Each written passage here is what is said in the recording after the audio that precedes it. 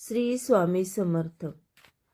तुम्हा सगळ्यांचं आपल्या या चॅनलमध्ये खूप खूप स्वागत आहे. आजचा दिवस तुम्हाला खूप चांगला जावो. न खाई भोगी तो सदा रोगी. आपल्या पूर्वजांची ही म्हणच म्हटली आहे. या म्हणीमध्येच आपल्या आरोग्याचं आणि ऋतूचं गुपित दडलेलं आहे. मराठी महिन्याचं कॅलेंडर हे नुसतं दिवसांची मोजदाद करणारं साधन नाही, तर ऋतुमानानुसार आपल्या जेवणाच्या ताटात होणाऱ्या बदलांचे एक शास्त्रशुद्ध वेळापत्रक आहे. मकर संक्रांतीच्या चाहूल लागली की वातावरणाचा गारवा वाढू लागतो आणि थंडीच्या दिवसात मराठी घरामध्ये स्वयंपाकघरातून एक असा खमंग सुवास दरवळतो. तो थेट आपल्या मनाचा ताबा घेतो. तो सुवास असतो संक्रांतीच्या आदल्या दिवशी, म्हणजे भोगीत केल्या जाणाऱ्या मिश्र भाजीचा. होय, भोगीची भाजी. या भाजीचा विषय निघाला की आपले मन नकळत बालपणात डोकावते. आजही आठवतं, भोगीच्या दिवशी सकाळपासूनच घरात लगबग सुरू असायची. आजी किंवा आई भाजीची मोठी टोपली घेऊन निवडायला बसायची.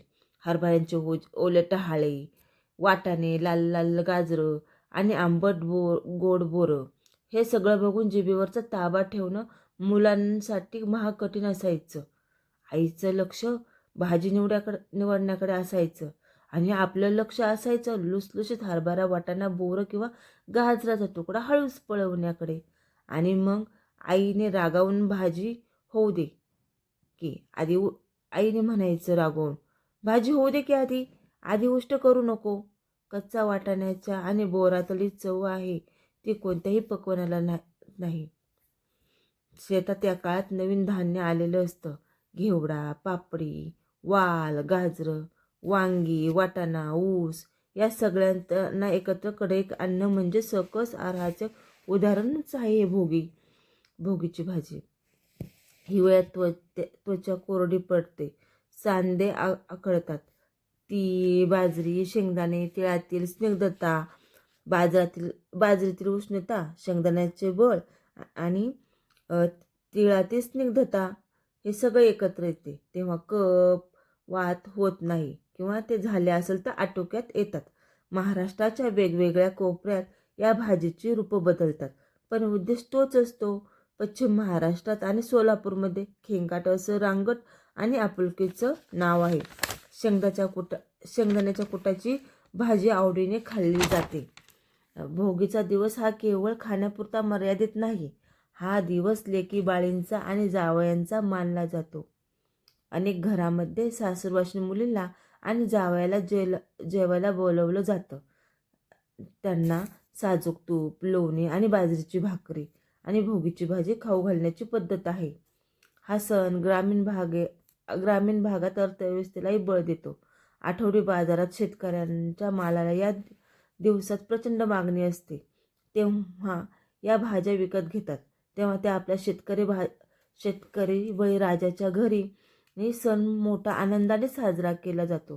ही एक परस्परावलंबी साखळीच बनली आहे.